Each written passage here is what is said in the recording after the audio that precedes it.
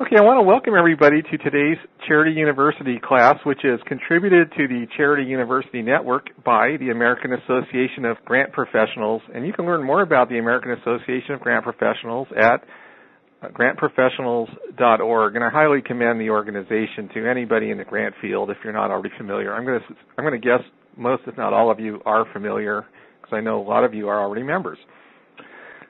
Again, hit by a bus, writing a budget that tells a story long after you're gone. And the class is taught by Johna Rodgers, who's on the line with us and is getting ready to get started with us. Johna has a complete bio on the classroom page, but let me just mention a couple of things to introduce her. She indicates that she's an accidental grant writer turned grant professional certified. She spent nearly 20 years in the corporate and nonprofit worlds to support and manage organizations of all types and sizes. During that time, grant writing was an ongoing necessity and only became a passion and chosen profession some 7 years ago. Today, she serves as grant writer for the Green River Regional Educational Cooperative, a consortium of 33 Kentucky school districts and their 130,000 students, teachers, and administrators. Proposals focus on the collective needs of 5 to 55 or more schools, requiring expert collaboration skills and sometimes even great patience. Since turning to grant writing full-time in 2001, her efforts have resulted in a total of nearly $35 million for the region. And she has a much more extensive bio on her classroom page. I'm sure most of you have already seen it, so I won't belabor her introduction, but we're very pleased to have Johna aboard to teach today's class. She's an outstanding selection, I think, by AAGP to do the class. And with that, I'm going to back out. I'm going to be on the class, as I mentioned before the class, for the whole period. So if anybody has any technical issue that comes up that you need help with, please let me know. The best way to do it is to send a quick email to charityU-priority@charitychannel.com, and then I'll be alerted to that immediately. Okay, Johna, it's all yours. Great, and thank you so much. There are many of you here that I know, so later when we open up for questions, if you would say, hey, Johna, it's me. Hey, Johna, it's me. Let me know you're there, or send me an email real quick, and I'll find out that way as well. I'm glad to have you here. I am going to stop for questions about 4 times, I think, through, so just jot those down, and I go by the rule of no stupid questions. That is, there are no stupid questions. Please make sure you ask them. I am not a budget professional. I am a business major instead of an education person, and I do work in an education firm. But my background is business. That doesn't mean I'm any good at any budget, nor does it mean that my checkbook is balanced, because it ain't. So with that great, deletion from my talents, in spite of Stephen's great introduction, I will proceed. I work for an educational consortium. We're on the second slide now, and I'm going to try to remember to tell you as we go.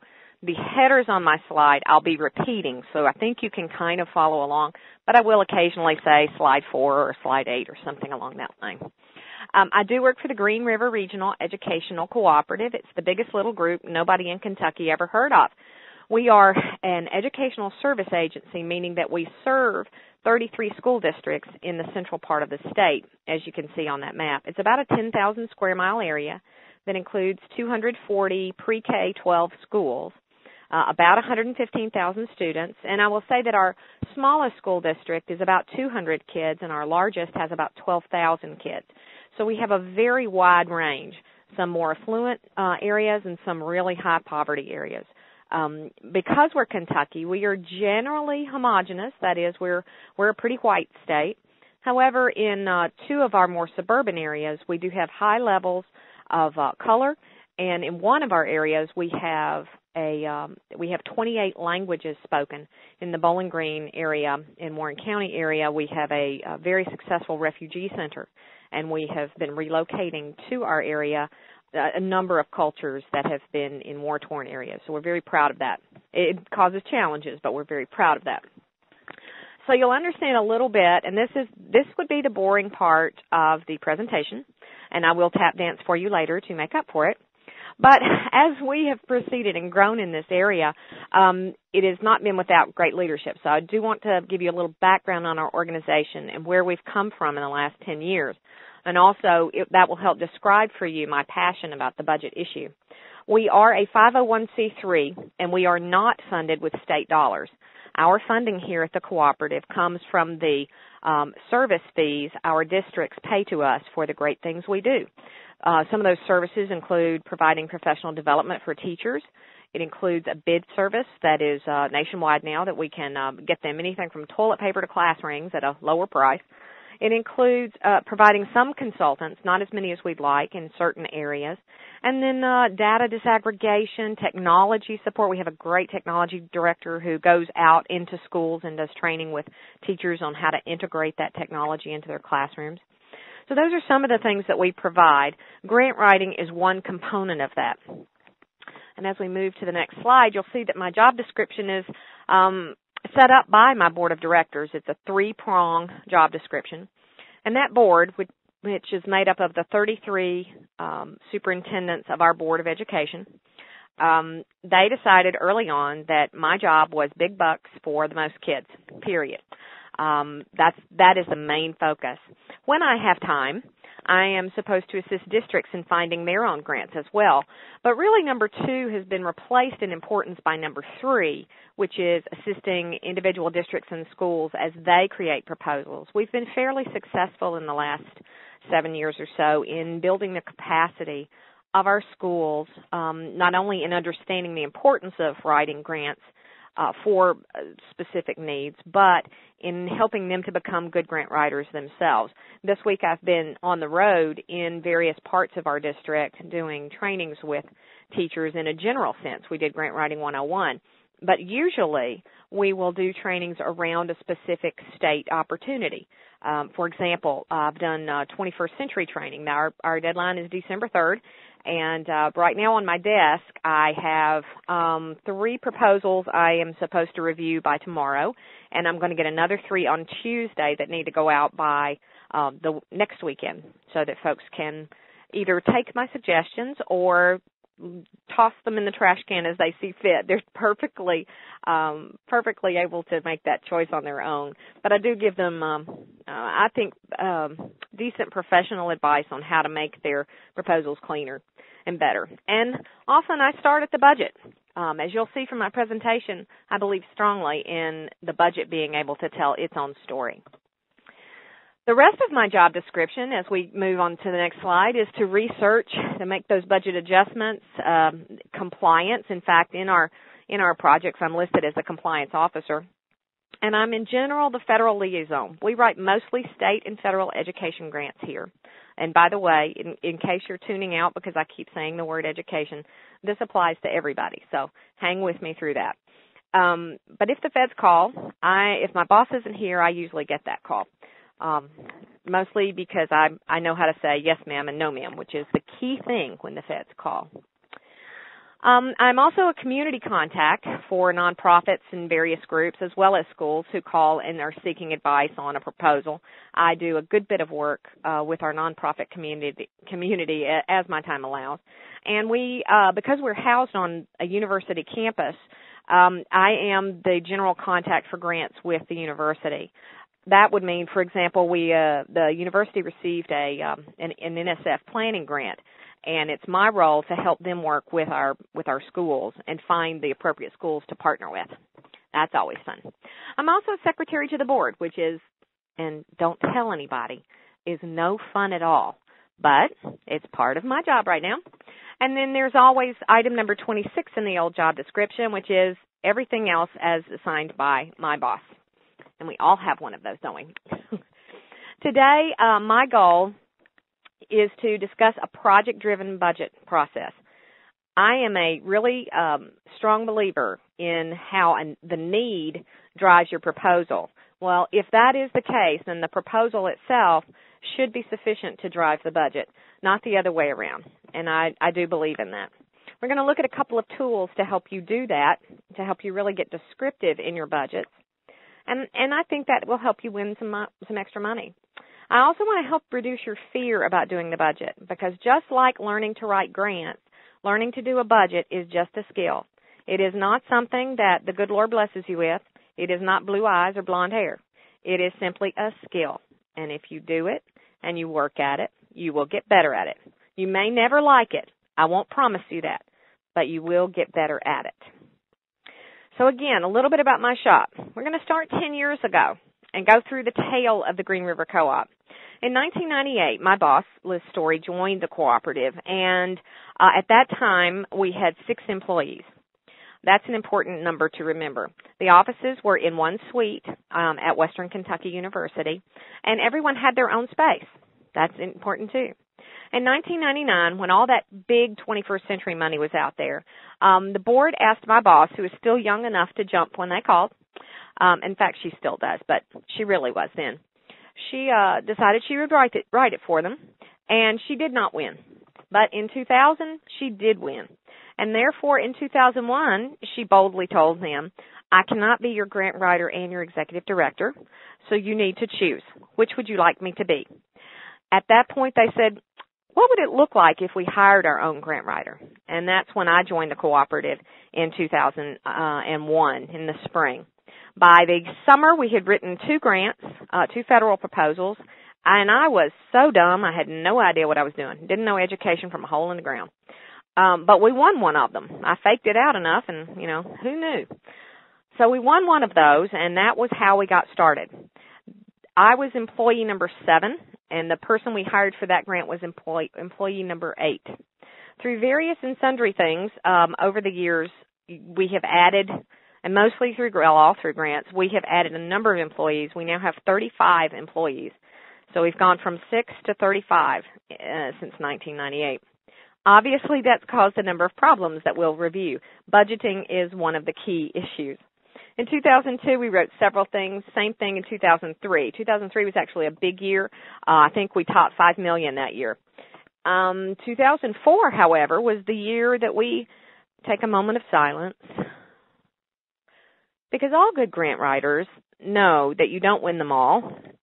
And some grant writers, unfortunately like me, know that some years you don't win nothing. So 2004, we won nothing. And I kept my job. And in 2005, we did much better, brought in a few more grants. 2006 was our biggest year. I believe we brought in $9 million that year.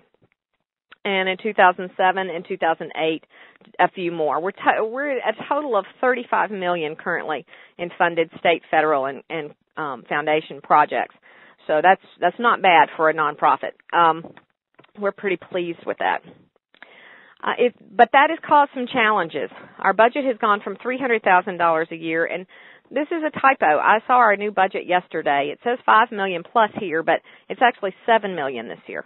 And that's a frightening thought for me. But at any rate, we have a $7 million budget this year. We are still in our small suite of offices, but we're now also in closets. The office that originally held the first 6 now has 13 people there. We have 6 across the hall, and then we have some more down the hall. We have some on another floor, and then because we completely ran out of room, we have a cadre of special ed consultants who actually work out of their homes. In March, we will move into a new building, a $2 million facility that will include a suite of offices. There's a rumor I'm going to have a window. I'm a little excited about that. But we'll have a suite of offices for everyone, a workroom. I've been promised a working copier, and we've seen pictures of the carpet. It looks great. But that's what the grants have done for us. That's how they've helped us to grow. It'll be the first time that we've all been under the same roof, and that's really nice. Our finance department has expanded from one financial director to a second assistant, and then also we have a 1-day-a-week internal auditor. So that's been a big benefit for us. Our technology department has gone from 1 person to 2 to 2.5. We also have a student worker. And then we've added some clerical and some middle management staff to provide additional supports. For those of you who write educational grants, some of those costs, not all of them, but some of those costs are funded through our indirect funds that come through our grants. We still, and I have changed slides again. I am now on slide 8, if you're keeping up that way. We have ongoing problems involving intra-program collaborations. For example, we often don't know in our Early Reading First program, we don't know that Early Reading First is meeting at South Campus on the same day that Teaching American History is meeting, and we could have found some economies of scale if we'd have known that, but didn't know. there's a lot of that we work on internally. We never get our budgets right, and it's been a challenge for us. One of those issues is that as we hire project coordinators, we are determined that those coordinators be great educators, that they know their content areas, that they're good with teachers, but sometimes that means they're also not budget people. So we have to find ways, and we're still looking for some of those ways, to make budgeting easier for those folks so that they really can concentrate on the important part of their program, which is the kids, not the budget. We have a shortage of personnel for other tasks. It's just like anywhere else. The grant funds get dedicated for a certain thing. Well, you can't do anything outside of that in that program. So we do have a shortage of personnel still and of space, hoping to move by March. And then, again, the limited funds for overall operation. Those of you who have a spouse, and when you're complaining about this and that and the other thing that happens at work, well, it's true here too. I'll complain because my computer messes up, and my husband will say, "And you bought how many computers for that other program?" It's the same thing here.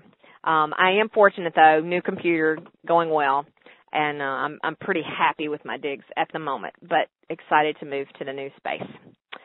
Okay, that's the boringest part. Stephen, I think we can open it up for questions if anybody has any. I wanted to make sure to ask them as we go. So if anybody has a question. I'm not hearing Stephen.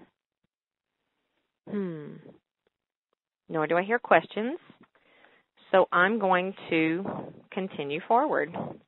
I'm also going to pull up my email just in case someone does email me and says, "Johna, you're talking to a wall. No one's there."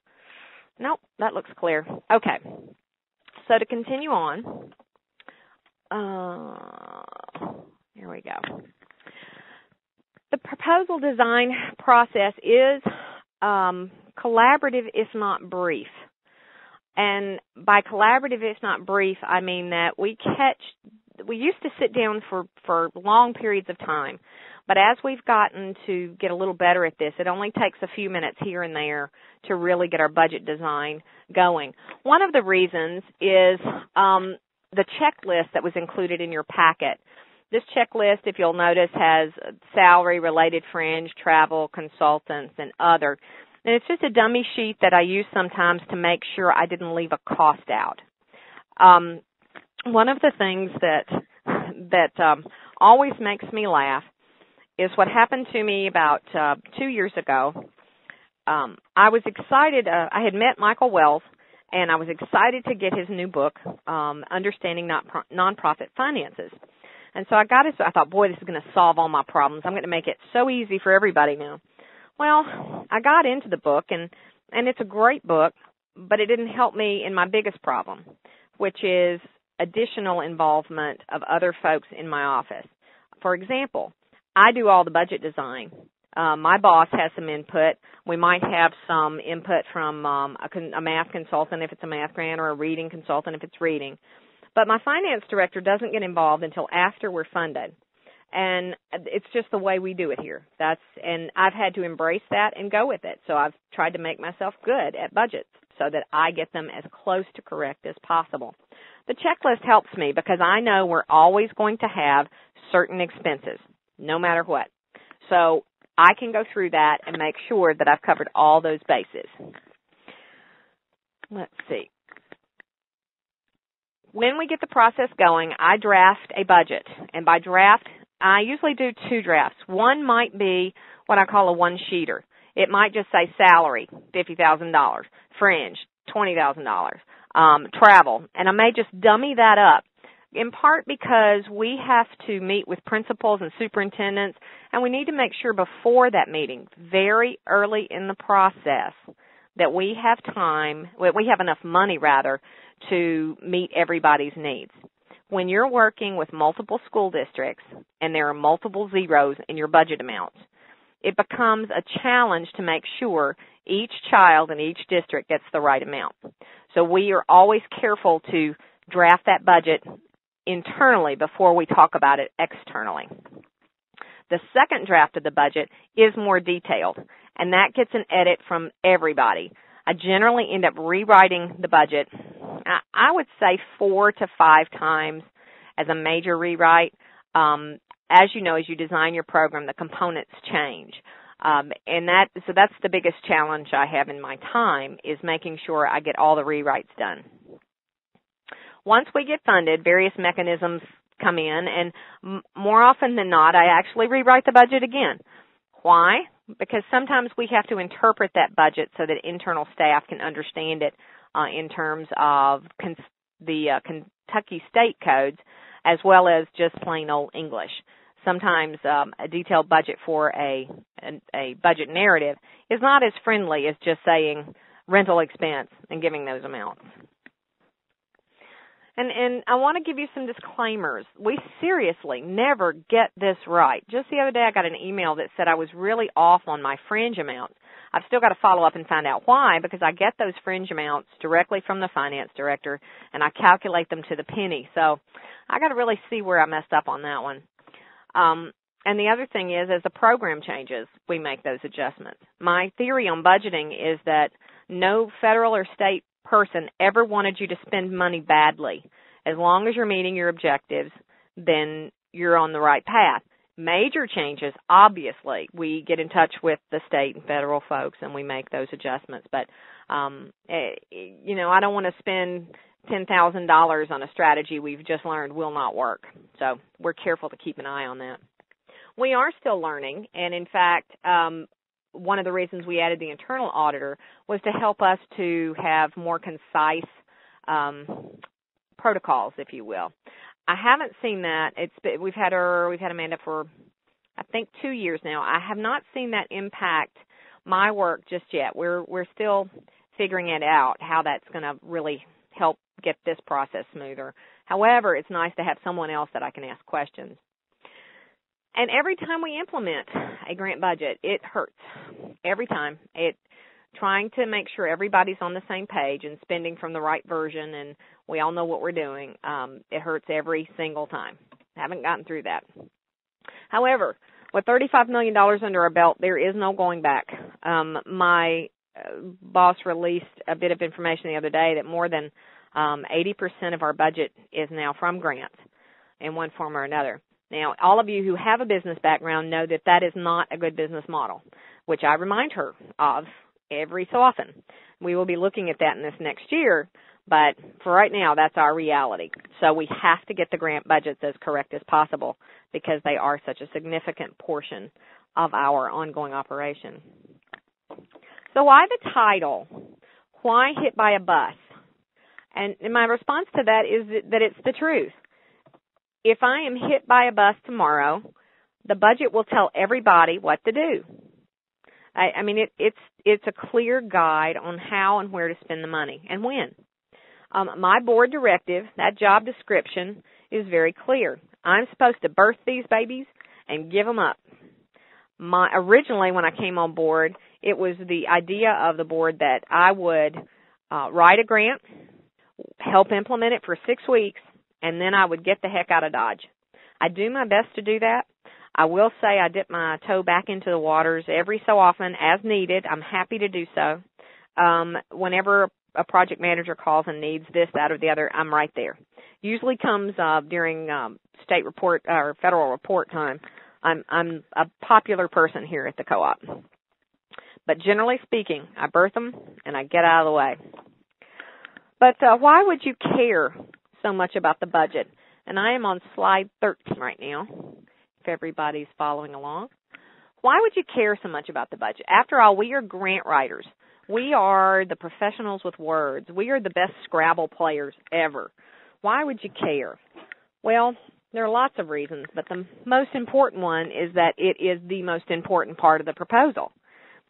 If something happens and the feds call, it's the budget you reach for, not necessarily the narrative. It's the part that sends you to prison. So that's the most important part. We care about it because our funder cares. But critically for grant writers, the budget is yet another place to tell the story that you've already told in your narrative. It's a place where you can pretty much beat them over the head and say, here you go. Here's why we're doing it. This is why we need 100,000 basketballs. Whatever it is you're purchasing, you can explain it and use that space. The budget's purpose then, as the most critical part, is to communicate and guide the funder. That's what it does. Now, a lot of folks who review, and I review a lot for the feds and for our state here in Kentucky, it's a misnomer when you write a proposal to think that a reviewer begins on page 1 and reads through to the end. The proposals I read are usually, including attachments, 40 to 70 pages long. I don't start on page 1. Page 1 is usually boring. Page 1 is usually a cover. Then there's signatures. I could care less about that. What I care about is what you're going to actually do to help your children. So I start at the budget section. And wherever that is, I read it closely. Then I read the narrative. They should match. And if I read the budget, it's sort of like an outline of how the narrative will go. It helps explain it. They should go together. It also is a tool that will guide your staff. If your finance person has not been in on the program plan, then the only thing he or she has to know about that program is the budget. And it should be detailed enough so that if they need to, they can gather information about good and bad spending practices. An example of that would be, if I had a new program coordinator who came to our cooperative from outside, they might not know our general policies for spending. Well, if we've gotten that down correctly in our budget, there's little chance of error on that new employee's part. The finance director knows what expenses to expect and can then keep any missteps from happening on her end. Or that's the theory anyway. We hope so. And again, it's yet another place to tell your story. And that's what, as a grant writer, I care about. I care about winning the money so that then we can have all these other wonderful problems with how to make sure we spend it correctly. Next slide. By definition, and I think this is where we get messed up, by definition, a budget is never perfect. It's simply a spending plan. That's all. It's just an idea of how you're going to spend that money. Now, does it need to be fairly concrete? Absolutely. But it's not a promissory note. It's not written in blood. It's just a tool, like any other tool, in your proposal. An example would be a timeline or possibly a job description, as I've listed there, but also some of us use in our evaluations various charts of how the evaluation is going to flow. We don't think twice about adding a new instrument to our evaluation processes if it's needed. Well, we shouldn't think twice either about making a subtle change in a budget. Again, it's the money part. You need to tell folks when you do make some significant changes. But if I decide to buy, instead of buying 100 basketballs, I'm going to buy 98 basketballs and 3 little pins to blow them up, I think I'd be okay. Again, this is just a tool. It's not a promissory note. And like other tools, it should be based around the needs that you have and that you've demonstrated in your project. I'm a really strong believer in a needs-based theme. And you'll notice the next page we're going to see a chart. This is a grid that I use from time to time, and it originated really in the Grantsmanship Center. So I want to give them credit, but it's been years ago, and I've modified it and kind of made it my own. If you need to recommend a specific training, by the way, I'm happy to brag to anybody about the Grantsmanship Center and how great I think it is. But that's another story for another day. The top part of the grid, and I've given you a handout with that as well. It is the sheet that would appear to be legal, and it's saved as a grid. But the top 3 categories are about measuring what happens now and where you're going to be going. It's measuring change. When I talk to beginning grant writers and they're working on, what is an objective and what is a goal, one of the things I stress is that an objective is supposed to measure change. It doesn't necessarily measure who attended or whether you purchased so many items. It's about where you started and where you ended. And so that's what the first level, the need, objectives, and evaluation measure. The bottom line is all about your actions and what you're going to do. It's about your program and your spending. It's about the reasons that you have the problems you have, and then what activities or interventions you're going to use to make the change that will help them succeed. Then again, the last column is your budget. It's how do you spend the money. And if this is done correctly, your money gets spent in the bottom right-hand quadrant on the needs that you stated in your upper left-hand quadrant. We're going to go through that in just a little bit. But each of these align to each other. And it kind of, this is a great way to facilitate a session. For example, spend half an hour with your team just working on chart paper on the walls and putting down your ideas. In the upper left, the problem is facts. That's not good grammar. The problem when you're stating it, or the need, is where you state your facts. That was where you would tell what your problem is. You have low achievement in a certain content area, or you've got a high percentage of spousal abuse in your low-income communities, or perhaps you have a high incidence of breast cancer in a small town. That would be your problem. It's a statement of fact. Your objectives then are to make a change in that. You're going to say, okay, if I've got a high level of low achievement, then what am I going to see when I get done? I'm going to decrease my low achievement, or I'm going to increase the number of kids who are performing at proficiency. Your objectives could include some of your benchmarks and some of your significance data. And then your evaluation in that same way measures those outcomes, benchmarks, and significance. Now, that's a lot of verbiage. I will say that when I do this entire grid in a training, I can spend a lot of time on just objectives and evaluations, and also evaluation and budget. That's another training for another day. So if you're anything confused like that, we will work through it in a moment. The lower half of the chart, the reasons are your research, your poverty data, your ongoing trends. And in short, that really is where you whine. That's where you tell why you have it the way it is right now. For example, if in the column above, in the box above, it says low achievement, and you say we have half of our students who do not perform at grade level in math. Well, the reasons they might not perform that way in math could be because they're from low-income families, and you have research that says low-income students do not perform well in math. Or it could be that they're in need of homework assistance and there's no time or funding for that. Your spousal abuse, you've stated the fact. There could be lots of reasons for spousal abuse, and you would list those down below. Then, in the middle box on the bottom, your activities or your approaches, those are your light bulb moments. Those are your shower moments where you go, this is it. I know what I'm going to do. I've got it. Here's what we're going to do to help our kids. Here's what we're going to do to have great outcomes.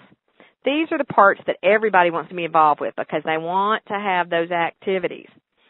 For another example of that would be, and I do this example all the time. If you give a kid $100 and tell him not to be poor anymore, that will not work. But if you give a kid a time spent supporting his literacy, you put him into a program where he can use a computer like Read 180 and get his literacy skills up to snuff. Or if you give him some job skills through a vocational program, and you give him an opportunity to make it outside of secondary school and into a job that counts, well, maybe you did impact poverty with that. Sometimes we can't fix things just by throwing money at it. We have to have real strategies that will work, and that's what fits in here. This is where you talk about your partners. It's where you talk about all the great things you're going to do, how you're going to do it, and when you're going to do it. And you're going to give the research on how it works or why it's going to work for your kids. And then at the end of the day, the approaches and activities become your budget plan. If you've got a program coordinator, well, you've got a salary. If in your approaches and activities you say we're going to play basketball 4 times a week, you need basketballs, you need coaches, you need snacks, you need chalk for the concrete. I don't know what you need, but you need all kinds of things to go along with it. Your budget or your spending plan then can be designed directly off of those activities that you've listed. Another example, if mathematics is your issue, you can decide for your approach that you are going to use a combination of tutoring after school, mathematics software, and a new curricula for in the classroom. Those are 3 totally separate things. From those 3 items, I can imagine a dozen or more budget categories. For example, you might need professional training for the teachers so that she or he can learn that new curricula. Of course, you need the materials themselves. You need that curricula. Probably you need what's called in the math field manipulatives, which are tiles or rulers or all kinds of things that can help students see and feel the mathematics. You need the software. You need the computer. You need all kinds of things. That's what goes into your budget plan, each and every item. If you do this in a facilitated form with a group of people, everything goes up there. Everything goes in. Then the grant writer has a great idea of what people think is important, the approaches they want to take, and how they want to spend the money. More importantly, again, I'm on my needs soapbox. You know what the problems are. Then as a grant writer, you can go back into your cubby and do the work we prefer to do, which is get it all parsed out and make it look pretty. So that's kind of how I try to get it all on the table. Now, in a little bit, we're going to talk about a specific scenario involving the Great Smoky Mountains and bear attacks. We're going to work through the grid that you had in your handout, and hopefully everyone can participate in that. And we'll ask questions in just a second. But I do want to make the point that everything is connected. The need connects to your objectives and your evaluation.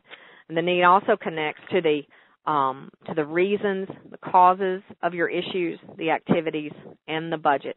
And it should be pretty obvious to the reader. Okay, can we open it up for questions? Stephen?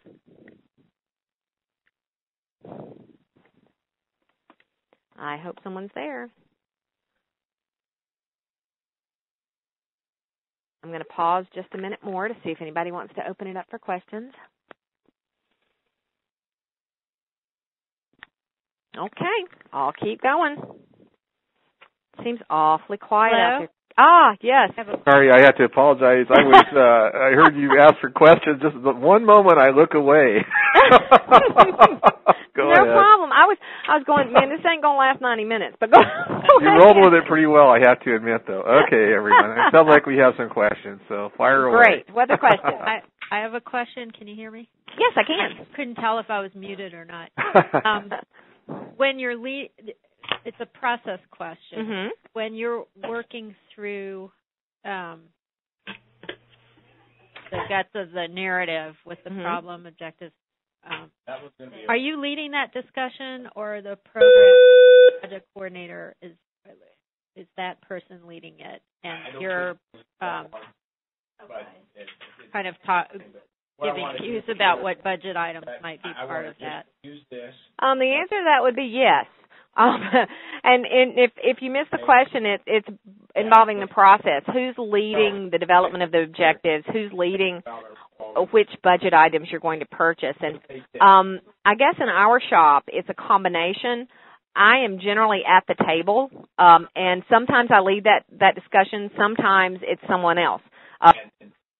Or we could have content people involved. Hopefully we have content people involved. We also have, as our partner, the university from time to time, so they may have their own agenda there, and I use agenda in a very positive term. But they may have their own ideas about items that need to be included, and we certainly want to pay attention to that. So I guess my answer to your question is that we've been doing this for a while now. We know that this next year, all of our proposals are going to include a professional learning communities component.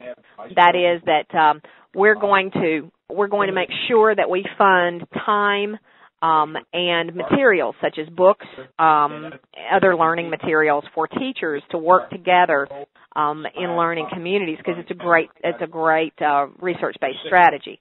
That means also that we'll have to have some coaching involved. Well, I already know then I'll need to add that to my checklist this year so that I don't forget to add it.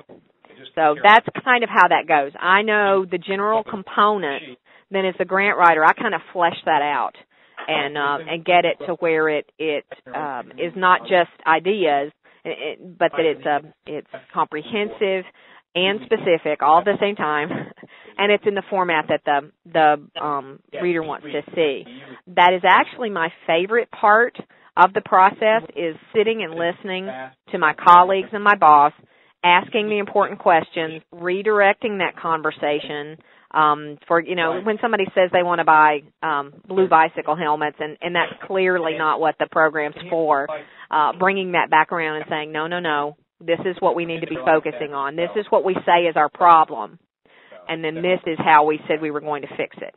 So I guess I facilitate that process, maybe is the best way to put that. Did that get at your question? Yeah, thanks. Good. Other questions?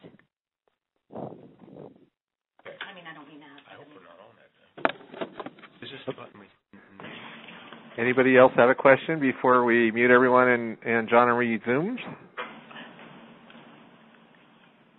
No, I guess there are no more questions this time around. No more questions on that. Okay. All right, we'll do a few more slides then. Let's see where we are. Give me a minute here.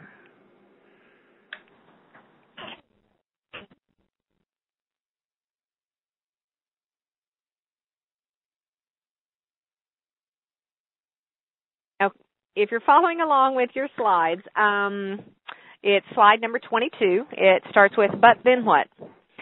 This is probably the most complicated for us to do. And I see this as being a problem for not only education, but also any nonprofit and or municipalities that are writing grants. You have to decide very simply what your budget's going to look like. Now, in some grants, they give you a format, and that's what you do. But that's not what will work internally. And by that, I mean this. Some of the shorter grants that are, that give you a little chart, and you fill out that little chart, well, if you put down, salary, it may not give you a line to explain what you're going to do with that salary. And that's not good for your organization. So what we've done is decided pretty much what format we're going to use so that it's understandable by the majority of our folks. We do all the budgets in that format, regardless of what the funder wants, as the first pass. Then we present it to the funder like they want. And we do that because, as important as it is to get the money, treating the money correctly when it arrives is perhaps more important. Because that's when you really get into some trouble. So we follow a specific format. If it's federal, we have a federal format. If it's state, we have a state format. And we have a kind of a merged organizational format that I help our project coordinators deal with. In your handout, I gave you a couple of budget-looking things. One is budgeting for bears. It is a vertical document. And then the other one is a budget template for the smaller learning communities.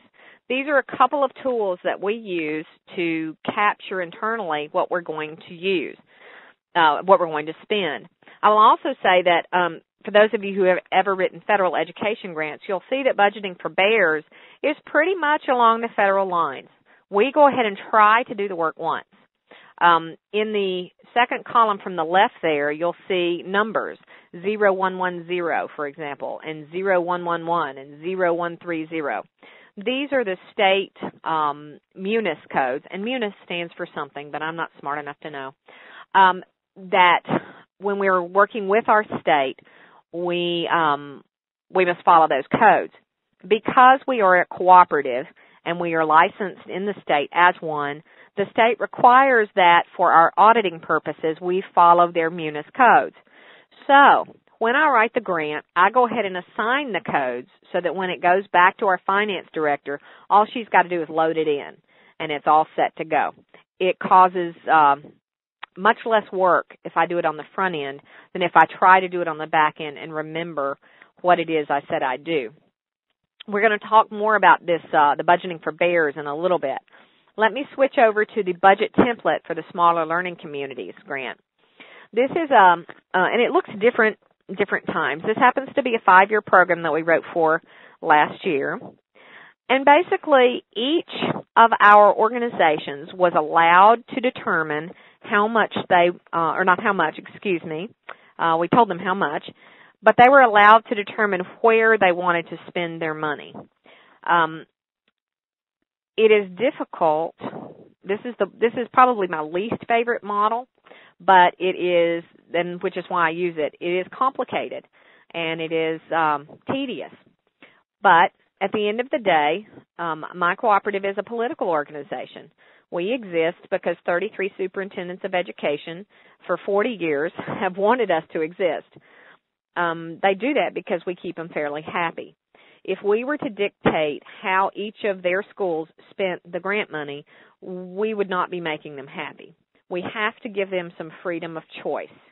And by that, I mean that where we can say, okay, yes, you have to provide 15% of your spending for professional development. And we might actually hold that money out. We might put that in our budget. So if I had 4 school districts in a grant, I would actually have 5 separate budgets. 6. One for GREC, one for each of the 4 schools, and then the 6th one as a summary budget. Depending on the funder gets the summary budget. But internally, we can then track how much each school gets.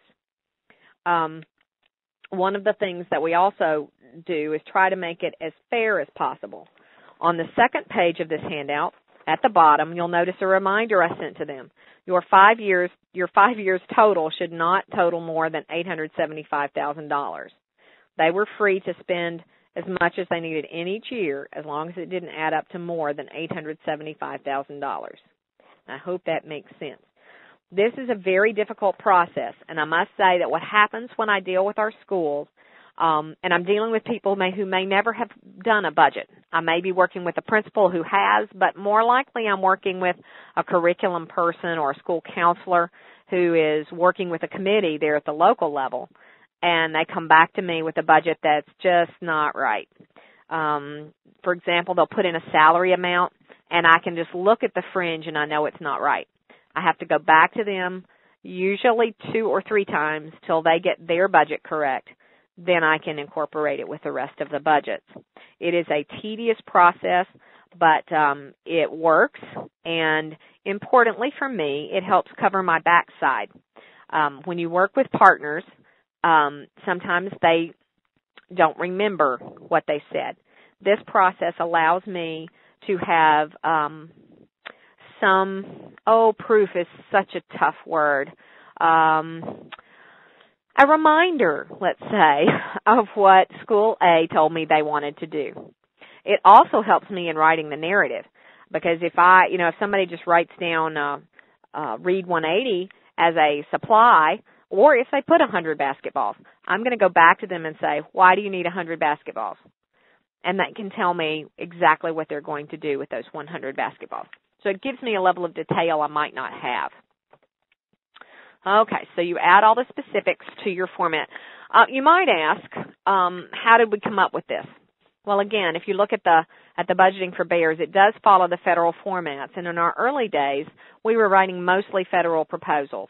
So that format just stuck. We fell into it, and we kept it. We just never changed it, and we've kind of grown up around it. So we can spout personnel, salary, travel, and fringe just, out one side of our mouth and the other. So it's just the way we do it. Doesn't make it right, but it is the way we do it.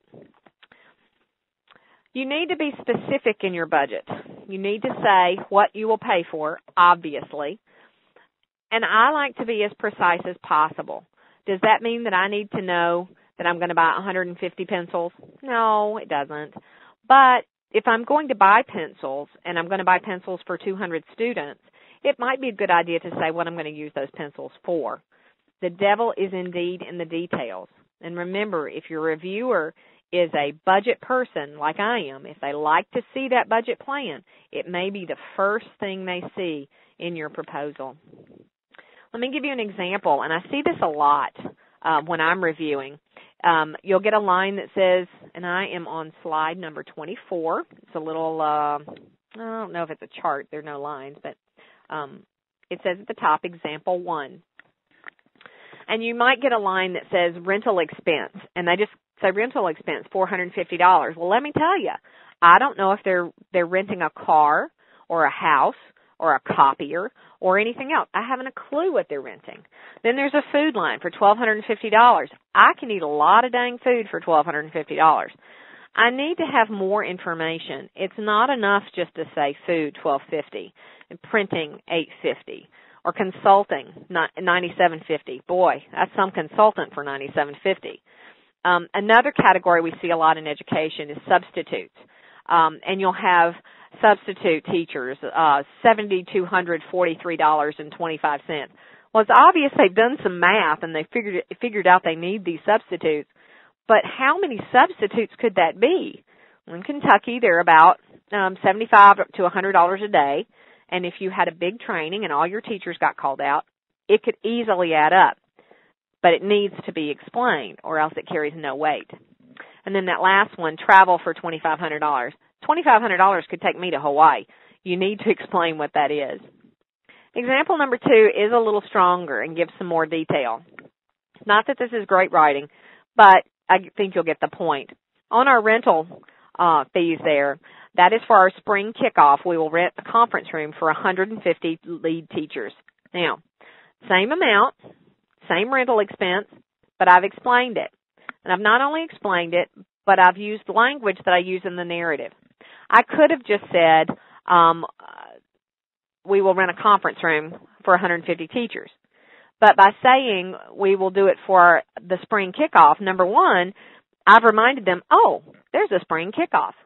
Number 2, I've told them we're going to have 150 teacher leaders. One of my pet peeves in reviewing proposals is I often can't find how many teachers or children are going to be served. So I've made it a point to repeat it throughout my narrative, and I'll repeat it through my budget as well to make sure the reader is clear as to how many students and teachers will benefit from the proposal, from the program. On my food category, for the kickoff, again, I'm tying the language together. Estimated at $12.50 per person at the conference facility rate for morning and afternoon breaks.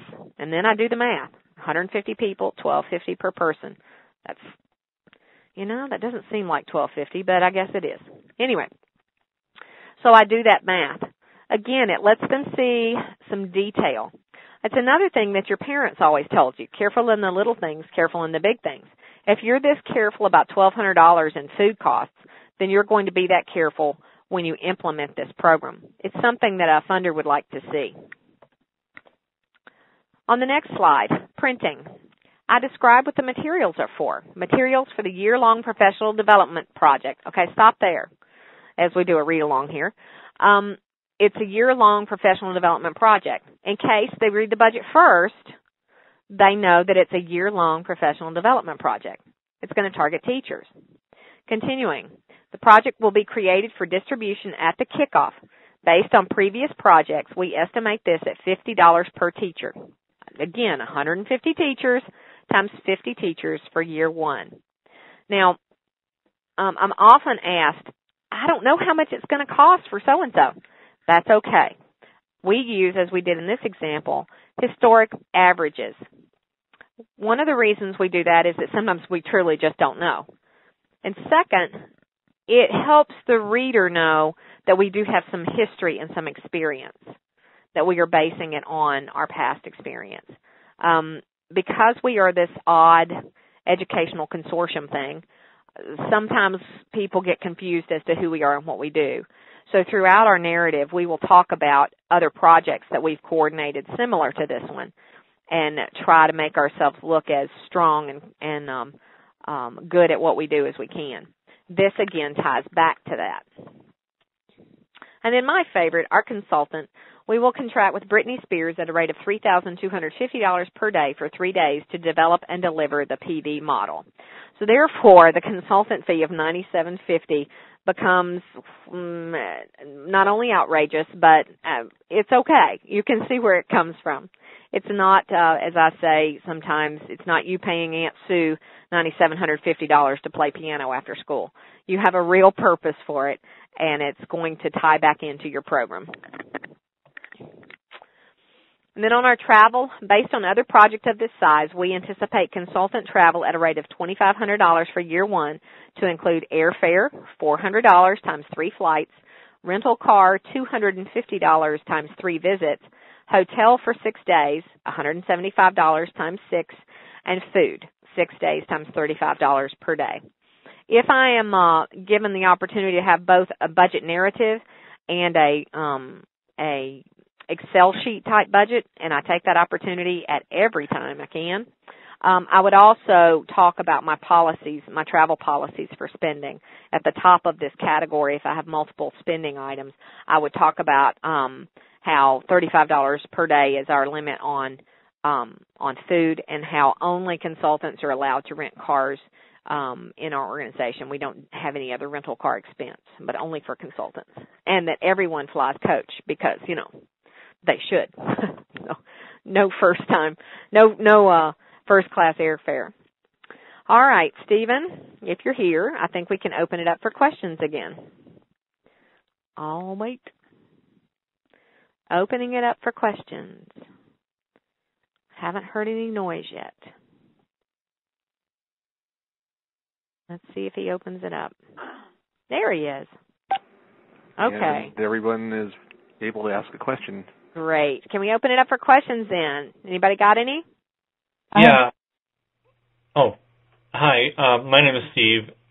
And when you were talking about, guessing on some of the numbers in your budget, that's been my experience so far, is there's not a lot of data to kind of go by. And if you're an organization that you can't sort of say, okay, in the past we've used, the figure of 250 and multiply that. How do you approach your estimation? Because I would assume that you don't want to, go too low, because then you're not going to be able to carry out the actions that you need to in your budget. Right, and that's a very good point. Printing is one area that we have consistently, I won't say we've gotten it wrong, but we consistently work to do better on. Because we're in education, we use a lot of binders, and we will print large sections for conferences, whether it's experts who are coming in or it's one-on-one work with consultants, with our teachers. But we'll have lots of handouts, and we try to prepare those in advance. We've just learned that those are going to run anywhere from $35 to $45 per binder in most cases. Sometimes it goes over. And so that gives me an idea that I can just say, okay. Now, I do a lot of price checking. I do a lot of Googling. I call our printer and say, okay, here's my cost estimate for today. And I'll just ask them. I'll say, give me a high and a low price. And then because I know the numbers of participants we're going to have, that's a very key factor there in that algebra that you're about to do. You have to then just make that estimate and use the things you do know, the numbers of people and the prices that you think they're going to be. Food is another area. We have a facility we use all the time, and so I'm able to pretty much make a decent estimate at how much it's going to be. When we move to our new building and we have a caterer, and are we ever looking forward to a caterer? That's going to change how I do that. And I'm in denial on that particular point just right now. So all my past figures on food are about to go out the window. Okay, thank you. Okay. Oh, and consultants, the cost of consultants, by the way.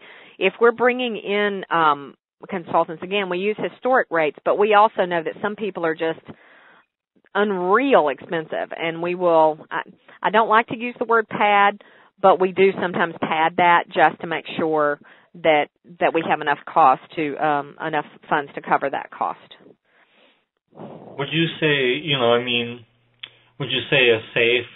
I know this is a really hard question to find an answer to, but would you say that when you have to do padding, that you should maybe go like 10% or something above what you are estimating, just to be sure? Kind of like a construction project, you add to it. I've not done that. I know grant writers do, and that's probably smart. Basically, and I'm just going to air my dirty linen here.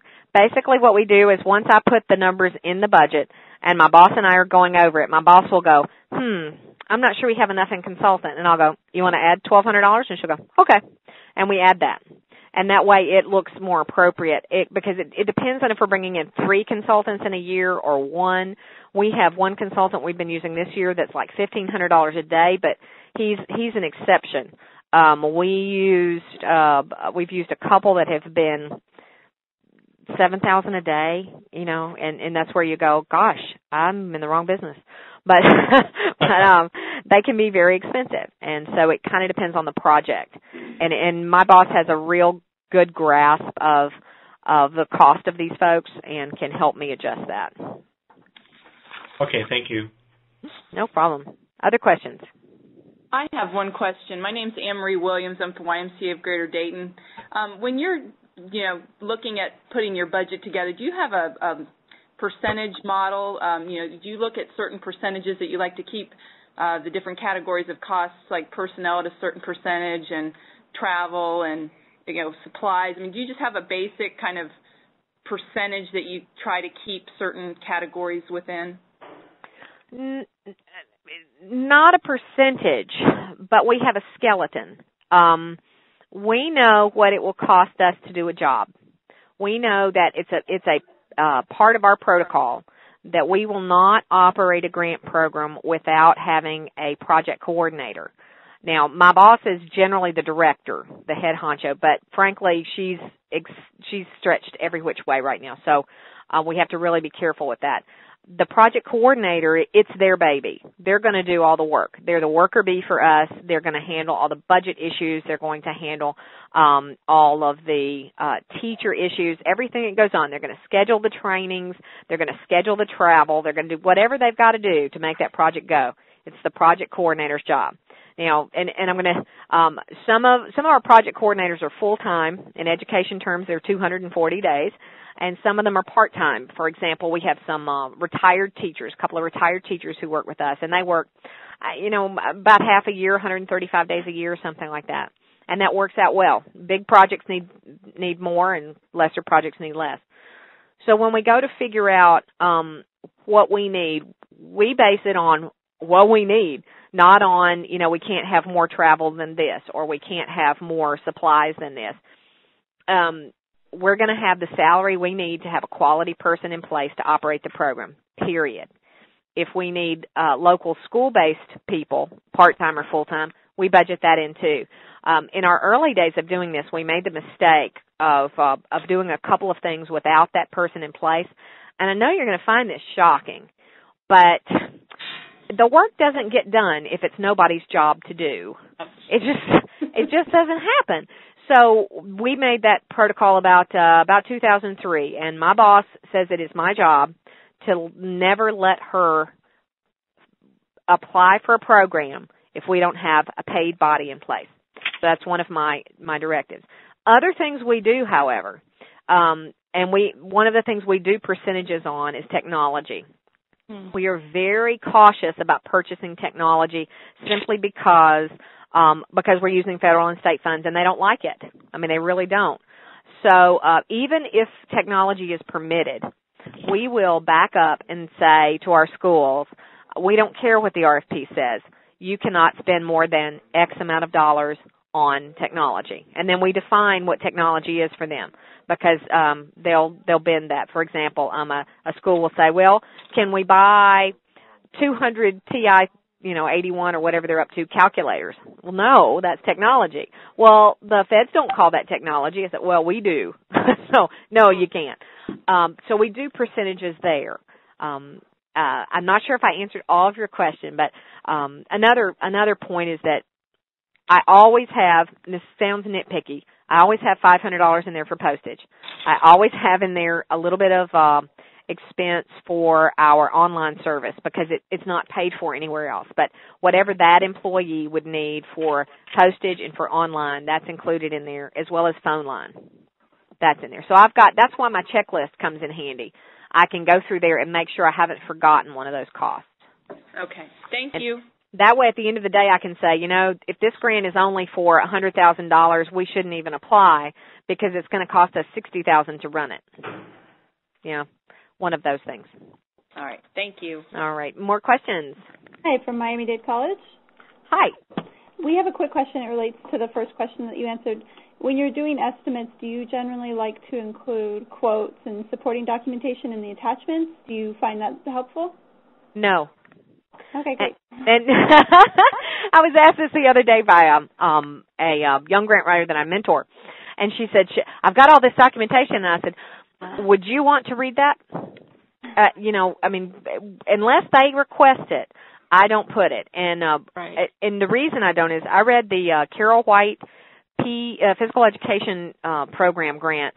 I've done that a couple of times, and one year the writer included all of the quotes for all of the treadmills, bicycles, everything, including the owner's operator manual, and had copied it. It was about 100 pages, and that just made me not happy. So at the risk of ever doing that, I made a point never to. Now, I will state where I got the quote in my budget. I mean, I don't have a problem with that at all. If there's some weird cost, I would talk about where I got that bid. Great, thank you. This is Sylvia Woodall in South Carolina. Oh, hi, Sylvia. And I do mostly foundation grants, for one organization. Mm-hmm.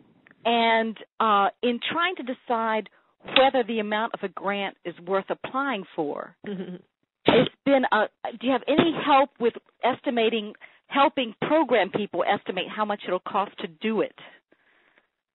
As I mentioned before, we know what it's going to cost in terms of. We don't know yet. Yes.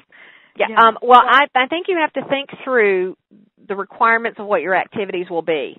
Now, that means that up front, let's say you have a 6-week window to write your grant. In weeks 2 and 3, you need to kind of have figured out what your activities will be, because that's where you spend money. And you're going to need to know if you need 100 basketballs or 500 bicycles or 3 people to work 8 hours a day. And you need to decide those things on a piece of notebook paper. We're not talking about anything fancy.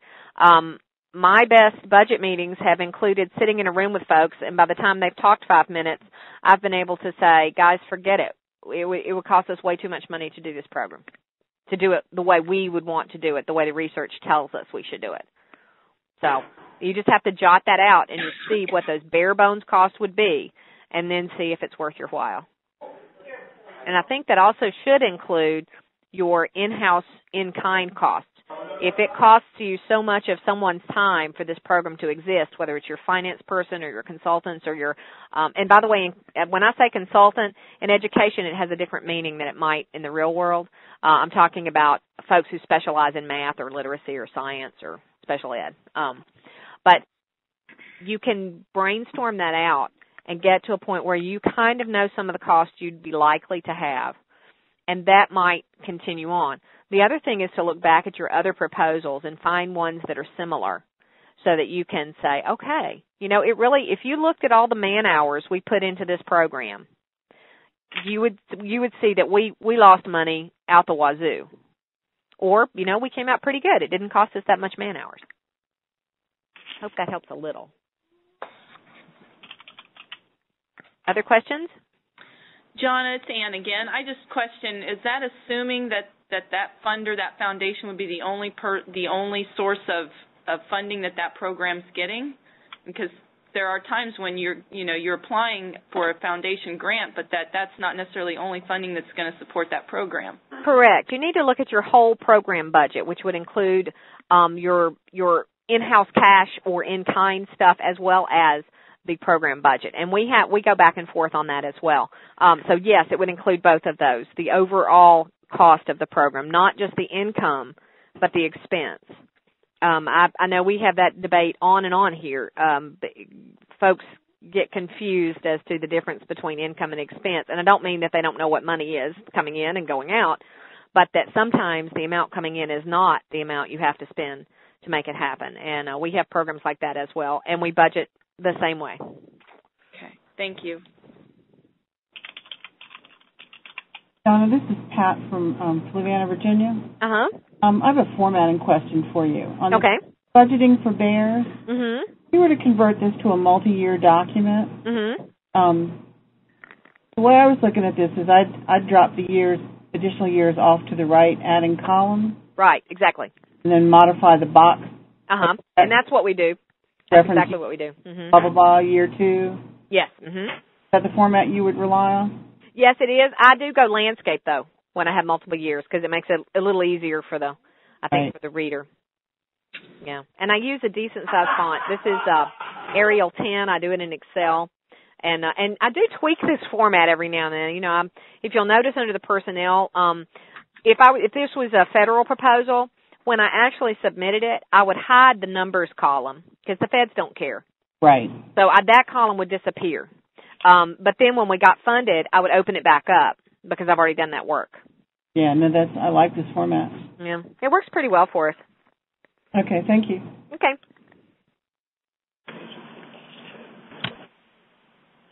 More questions? All right, I think we're ready to move on a little bit. Steve, are you there?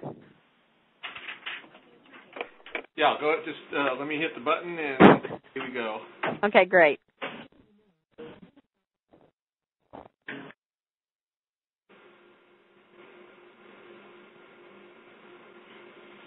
All right, we are on slide 30, which starts with the phrase, which brings us back to why. Why would the funder care about your detail? And why would your organization? But let's start with the funder, because if you don't get it funded, it's not going to make it to your organization. I'm the first to tell you that when I write a budget, there's a lot of words in my budget. And sometimes there's so many words, I don't think my funder reads them all. And you know what? I'm okay with that. If he chooses to read them all, that's great. If he doesn't, then that's okay too. If you'll notice on my budgeting the bears, where I have personnel, I've bolded safety coordinator. So if he cares about the job description there of the safety coordinator or the activities, he'll read it. If not, he knows the safety coordinator is going to make $42,000. So he can read as much as he chooses to read and not any more. I, again, hope that it's part of the careful in the little things, careful in the many things. All of us, out of necessity, have written those proposals sometimes that we've just thrown together and hoped for the best. By giving a detailed budget, even if we threw it together, it looks like we've planned and we've planned well, that we've really thought deeply about what we want to do in each of the spending categories. And that is what I think the funder cares about. They want to know not only that you're a quality organization, but that you have really thought through how you're going to use their money to benefit the kids, the homeless people, the abused spouses. That's what they care about. Are you going to care about how you spend our money? Secondly, why would your organization care about the details? Again, if you're not there tomorrow, either hit by a bus or moved on to greener pastures, they've got a roadmap that has enough detail to tell them not only what you were doing, but what you were thinking. As an aside, all of my Excel spreadsheets include the formulas so that if something, if I've typed in a typo in the language for a number of people or the amounts, in the formula, it will show how I got to that. For example, I do the 150 people times $12.50 per person. I do that formula there so that the finance person can open that up and say, oh, okay, I get it. And why would you care about the detail? Well, we're going to be talking about that. There are lots of benefits for the writer themselves. For example, on the next slide, I've never run into a grant where I didn't have a page limit. And frankly, my words are brilliant and precious. And so I have to have every piece of white space I can get. If I can't tell my story in the page limit, I can at least remind folks of some of the detail back in the budget. It gives me another place to tell my story. And I believe in it and love it. Also, as I discussed before, reviewer preference. Some folks are just number people. Some folks really get into that, and you need to make sure you present your material in manners that your reader would want to see. It's also a reminder or a clarification of your proposal. By the time they get to the budget, especially if they've had to read through the evaluation and some other sections, they may have forgotten how many teachers you were going to serve or how many children were in there or how often you were going to meet or that you have a national conference scheduled, all kinds of things they could have forgotten. Because as much as I joke about my words being brilliant, I feel certain they're forgotten shortly after being read. So the budget gives me a chance to remind people. It also shows that the expenses are reasonable. If I'm buying 1,000 basketballs, well, that's pretty expensive. If I put down $4,000 for sporting equipment, that doesn't look nearly as good as saying I'm going to buy 1,223 basketballs to serve 14 campuses and 1,800 students, or something along that line. It makes it seem like, again, you've planned it out, you know your expenses. I'm often asked, though, do you include the cents? Do I say I'm going to purchase, 16 books for book circles at a cost of $7.29 per book? Usually not. I'll just say $7, or I'll round up to $8. I do often include shipping, though. Don't ever forget your shipping costs, because those will eat you up. Again, it proves that you have thought your budget through. And on the next slide, it gives your funder the faith that you have the ability to implement, because a detailed budget is generally not something a newbie would put out there. It's not something that someone that is just getting started would be able to fully plan. And so it gives your funder a little more faith that you are that type of organization that's been there, done that, and done it well. And it also helps you control your deadline more. I am all about controlling when I get the job done. I don't do a good job of it sometimes, but having internal deadlines with my folks to know what prices are and how many people they're going to have in helps me to get the budget done on time. If I were to have someone else do it, there's no way I'd know if A, my narrative was going to match up with my budget, or B, if all the money was going to be there that was supposed to be there. So it helps me to control when the product's done. And by the way, for those of you who haven't met me, I am that kid in school who hated group work, and I would just take control and assign everybody a task and have them bring it back to me, 10 days before the project was due, and then just do all the work myself. So I don't think I've outgrown that. I've outgrown some things, but not that. It also lets me do the work once. If I get the budget and I make the plan, hopefully the bulk of that budget's going to remain intact, even if the feds come back and cut me a little bit, or even if the state comes back and makes a change. I've got it kind of planned out so that everybody's on the same page. And importantly, it shows we didn't make it up. I think that some funders get jaded after a while. They see so many bad proposals, and they see so many people asking for pie in the sky. This last year, I did a review for a federal program that will remain nameless, and one of the proposals I saw actually had a building in it. They had budgeted $75,000 for a building. It was the first thing I read, because I always read the budget first, and I was like, you have got to be kidding me. It just blew me away. So by having a reasonable, accurate, detailed budget, it helps to show the funder that I didn't, and also, importantly, that connects back to the activities I said I was going to do. The funder knows that we are going to do what we said we would do. I've given another example on the next page that came out of one of our grants, I think last year. It says one of the requirements, this is early reading first, was to increase the intensity and expand the day. That was one of the things we were going to do. We said we would double preschool staffs to more than double the time preschoolers spent hearing and engaging in language. And then in my budget, I put each school will hire additional preschool staff, including 6 teachers and 8 instructional aides. Rates have been calculated on. That goes on to say that would bring us up to doubling the preschool time. All right, we're close to home now. If you will take out your grid, that's that sheet with the 6 quadrants that say need, objectives, evaluation, reasons, causes, approach, and budget, as seen on the following page. And we're going to work through the Bears in the Woods exercise. Now, this is an exercise that I do with teachers mostly, although I did it last night with teachers and nonprofits and had a good crowd. And when we're using it, basically the purpose of this in the general sense is to show the connectedness of all the factors. These things don't exist alone. They all depend on each other. So for beginning grant writers especially, I think this grid is good for planning purposes, to be able to brainstorm out the different components. But for our purposes today, it will also help us decide what we need to spend.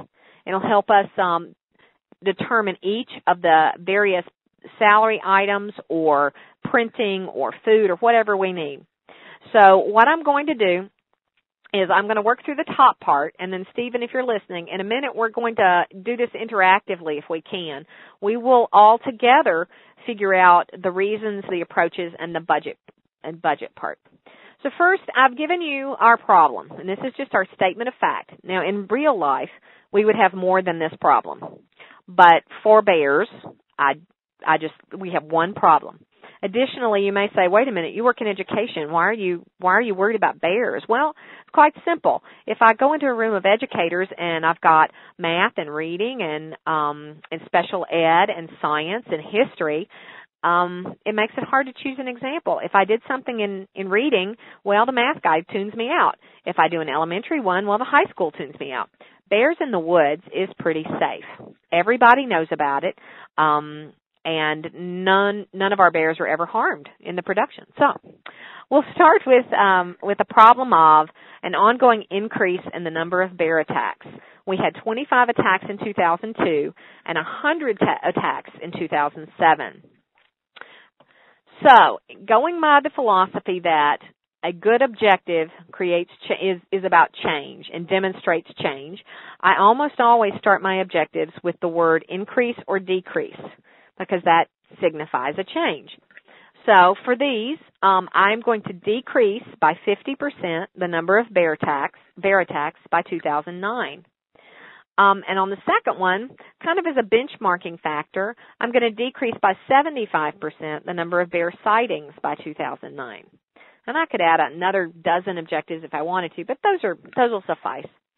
My evaluation then will measure bear attacks and sightings, but also for benchmarks and your process objectives and your formative indicators. I'm going to have anecdotal reports. I'm going to have focus group findings. And when I'm working with a group, they help me decide what it is that goes here. I might have rangers observing bear droppings to see where the population is growing. I might record the number of new bear births. I might document the locations of bears in conjunction with the numbers of bear attacks to see the correlations. So there could be tons of stuff I would gather here. I'm just putting that here for the moment kind of as a placekeeper and to show that we're thinking forwardly. And now, Stephen, if you would, let's unmute the phones and see if we can do a little discussion. As he's hitting the button. There he is. Okay. Can you hear me? Mm-hmm. Great. So here's what I want to do. and I'm going to conduct this just as I would if I were in person, which is kind of hard. You have to imagine me sitting in my chair, moving my hands very, very quickly, and reaching for a Diet Mountain Dew on and off, okay? I want to start with the reasons and causes. Now, going directly down from the need or the problem, this is why you have more bear attacks. So think with me, if you will, back to 4th or 5th grade science class when you learned all about bears, and think about what you discussed about bears and why they get angry. What would be one reason that a bear would attack a person? Because new construction on their territory. Okay, I heard two things. New construction on their territory and food. They need food. And the new construction, we're going to call that encroachment. It sounds, it's a nice 35-cent word, and it sounds good. It's a very scientific word. Now, food, do you mean that they need more food or that they like people food? Yes. Exactly. Okay, so I'm going to break that into two separate things, and the reason is that would be, you'll see the reason in a minute. So we've got people food and more bear food. Okay, what else? What are other reasons bears attack? People attack them first. Or maybe they feel they do. So what are some other things people do around bears? They threaten their young. Threaten their young. I'm going to recategorize this one to stupid people. Yeah. I mean, because that's basically what we're talking about, is just stupid people. And we're going to find some strategies to fix that. What are some other reasons? I heard something. Go maybe ahead. People want to take photographs of them. Okay, photos.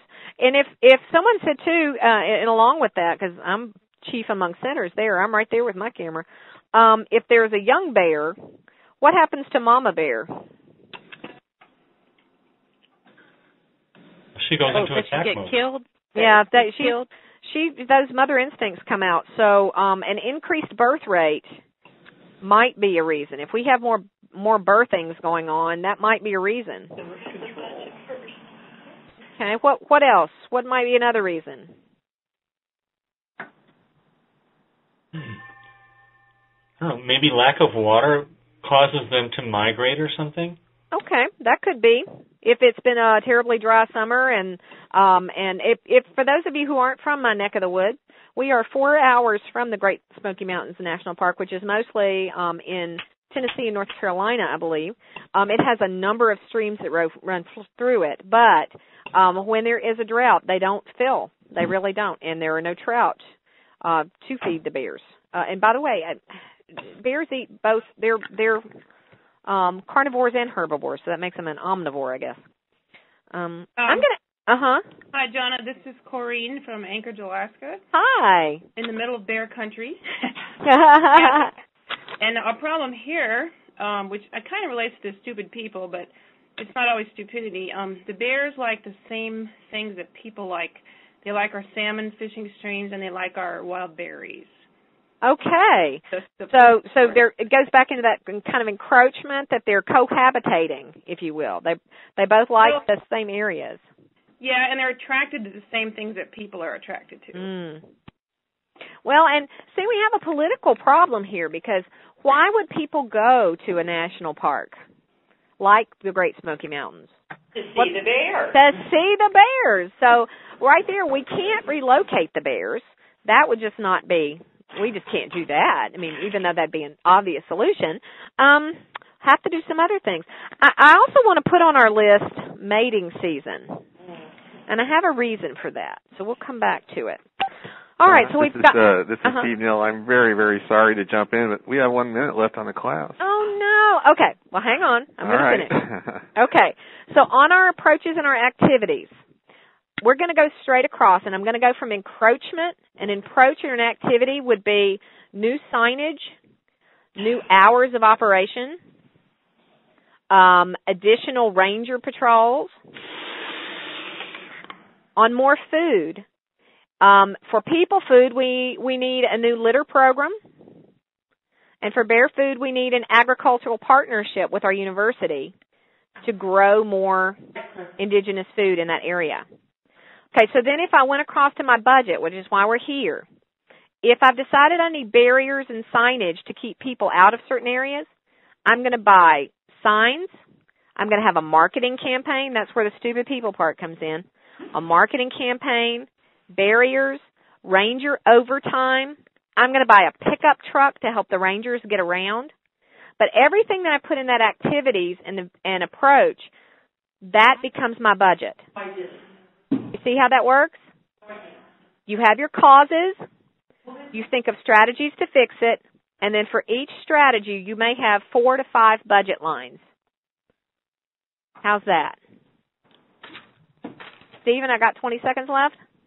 Sure, take 30.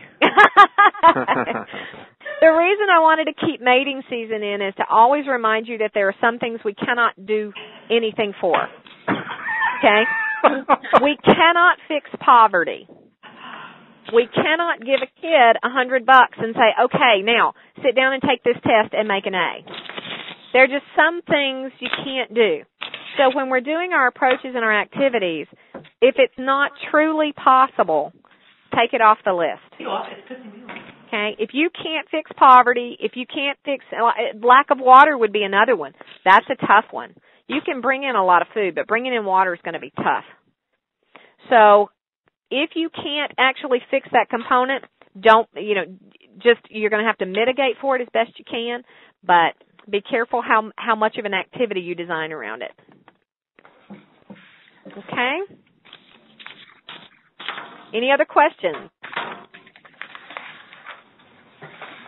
Okay, and I appreciate that Johna has provided her contact information. I think it's on one of the last slides, if not the last slide. Yes, it is. So, and you're willing to be contacted, I guess, since you wouldn't have provided that otherwise. Absolutely. I don't mind at all. Wonderful. That's very generous of you. So if you have any questions you didn't get a chance to get in during this class, you're more than welcome to contact Johna directly, and she's generously offered to provide her time there. I want to thank Johna for teaching just a really terrific class, and I knew it would be just from the title itself. I knew it was going to be something different and a cut above, and it's proven to be. So I've enjoyed the class, and I'm going to guess I'm not alone here. So we appreciate everybody attending the class. The class is now concluded.